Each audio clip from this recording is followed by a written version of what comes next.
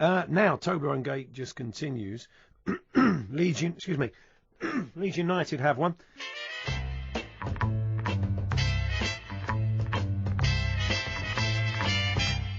The talkSPORT Clips of the Week. And with Andy off over the next couple of weeks, we dipped back into a few old specials, and we have had a best of Big Alan in the past, but we've updated it with some more recent ones. It's got to be a good few years since we did one of these, so we give you the best of Big Alan Brazil. And Luke, would you care to kick us off? Yeah, I'll kick off with the first clip. He always likes to get the show off to a flying start, of course, Alan. And here he is introducing his co-host for the day. Good morning and welcome to the Alan Brazil Sports Breakfast on talkSPORT with Ford. I'm a special guest, former mini minor, what do you call it? Former England and Rugby England captain and Wasp top man. Yeah, who was he talking about? And Wasp. Yeah, I know he played for Wasp, but yeah, Wasp. Lawrence Delalio, of course. This is Alan and regular co-host Big Sam Allardyce coming back from a break. Whoa! Whoa! Whoa! As Alan's had to slam his brakes on at a zebra crossing. So I'm not going to get through this. Yeah, I'm not going to get through You've all not these, heard some of these, have you? So no. Now I guess Alan meant to say either a sort of picture or bit here, so he's trying to say one of these two things, but it didn't quite come out right. Tell you what, talking of Russia, big bitch in the paper today, Ali. Really? A big bitch in the paper. We'll never know who it was. This is Alan again, of course, introducing a big-name guest. So, join us now as co-presenter of TV show Location. Where'd the loo come from? You've got an extra toilet. How many toilets have you got? It's like the warm-up. Right, a classic clip up next with Al and Ronnie Arani, going back a few years, throwing to an ad break. Alvin here with us, with Ronnie and I, right through to 10 o'clock, taking your calls, 08717 223344, your texts and emails. Travel next. Jaffa cake in on? No, thanks, mate. Jaffa cake, anyone? He's always very generous with his Jaffa cakes. When I used to Was he really, when you worked on the show? I used to do, no, not then. Oh, right. But when I used to come in and do the breakfast newspapers, the first thing he'd say invariably would be, do you want a Jaffa cake? Very nice. He always has a regular stock of them. They're good for energy, yeah. No, of course they are. Yeah, it's what used by Premier League players. Yeah. Rio came on munching a Jaffa cake. Famously, yeah. Now, Mr. Brazil lives for Cheltenham, as we know, not long now. But he's such a pro that he can return to the studio the week after the festival with almost no discernible difference. The Irish just stopped England. Let's say a very good morning to Harlequins and England scrum half. Fly half. Danny Kerr joins us. Danny, a good morning. Morning, lads. You all right? Yeah, good, mate. Danny. Good. Had a big week, I think, Al. I think he'd had a big week. Yeah, I'm not going to get through this. Yeah. I've got to try and be professional. Right. This is Big Al celebrating a classic radio programme. Now, if you haven't heard Desert Island Disc before, it involves asking a public figure or celebrity what 8 songs, which one book, and what accessory they would want to take with them if they're sent to Dubai. Specifically to Dubai. Yeah. Yeah, It's now sponsored. It's called Dubai Island Discs. I mean, really, if they had any, if they wanted to get a different book, they could just get the monorail into town, couldn't they? It wouldn't be difficult for them. Exactly. So here's Alan with the strangest question ever asked on talkSPORT. Which abbey is Cromwell buried at? Is he buried in Westminster Abbey, or is he buried in Abbey Titmus? which is a completely different question altogether. So there we are.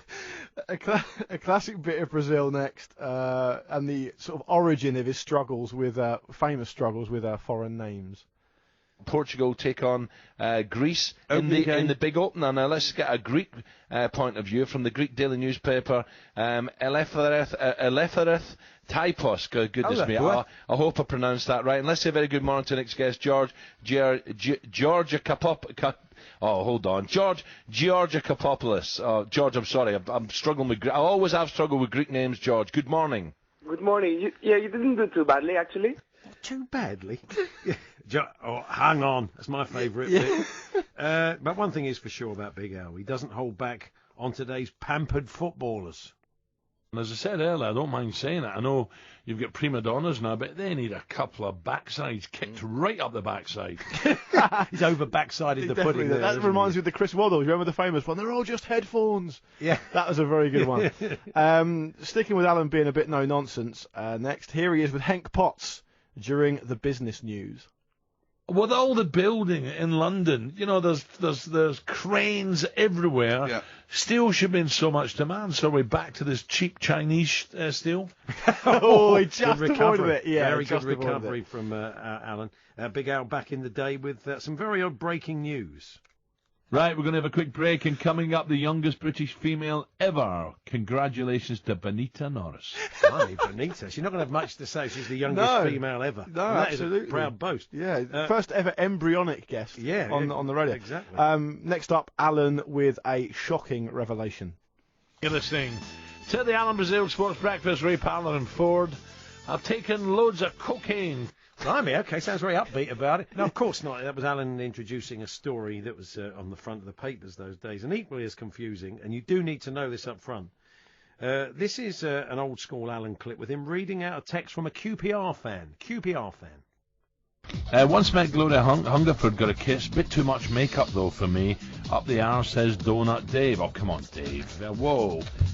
Lovely Gloria. Yeah, you see, that's why it's so important to know it's a QPR fan at the end. Absolutely. And what's next? Well, Al's breakfast show, of course, is a busy old time crammed with a lot of information. It's so busy that Alan sometimes has to do a combined time check and weather report at the same time. Yeah.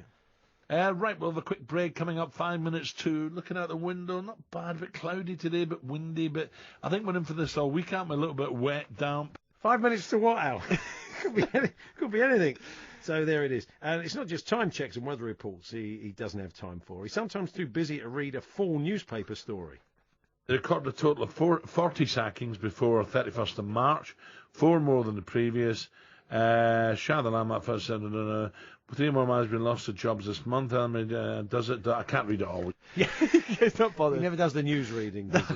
What about this? Here's Alan with legendary golfer Bernard Gallagher, and Bernard recounting an emotional personal story.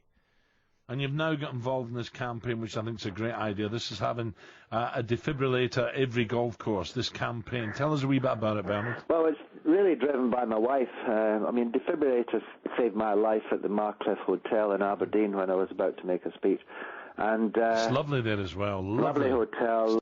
Yes, it is a lovely hotel, but that really wasn't the point, is it? No, it's not the point. No. Save Bernard's life, for goodness sake. Yeah. And finally, where else could we finish? We always get asked about this one. It's a favourite for many listeners. It is Big Alan many years ago with Mike Parry, desperately trying to get him out of trouble as they chatted to TV reviewer Gary Bushell about Bob Monkhouse. I feel a bit of a fraud today. Why? Because I wasn't watching any TV last night. I was at the filming of the BAFTA tribute for Bob Monkhouse over at the BBC. Is that right? But that was a bit of fun. Oh, there were some really nice contributions from a lot of good people, including some of the best of the younger comics around now. You like Jack D, Jimmy Carr, Steve Coogan. Yeah. And the clips were absolutely sensational. They got all his greatest one-liners, his acting roles, nostalgia by the bucket. I mean, you forget he was in things like Carry On Sergeant, and as well as... Well, many people, Gary, forget that he's one of the greatest stand-up comics you've ever seen. I saw him years ago when I was still a reporter in Chester, and at the time we only knew him as the host of the Golden Shot or whatever, you know? I tell you what, he's got a great, you know, if he has to, he can do a blue version as well, which is meant to be fantastic. Oh, yes. In fact, you can get those on video still, on DVD probably now. This show goes out the weekend after next on BBC One. You're absolutely right. You're left with no doubt that Monkhouse was a giant. Yeah, sure. Oh, no, absolutely. Gary, what about Bob's health now? He died at Christmas. I think Mr. Brazil was just looking a little bit back there rather than forward. Well, You're absolutely right. That's not to see. I heard two different versions of it, to be honest. The terrible thing Two was different versions, I was told. Who was going about saying Bob was still alive in this other version? And also, I love Mike desperately trying to get him out of jail but not make it. I think what he was doing was looking a little bit further back than he was forward. It's a brave effort by Mike, and I think one thing we can all agree about death is the finality of it, can't we? But Al has upset that apple cart in that moment. Indeed. I still maintain Bob would have liked that one. So there we are. Thanks well done to the production team for pulling that one together. That was fantastic. Enjoyed we'll that. Have another kind of best of around the same time next week. But In the Six Nations, Maro Itoje will miss England's match with Wales in Cardiff on Saturday due to knee ligament damage.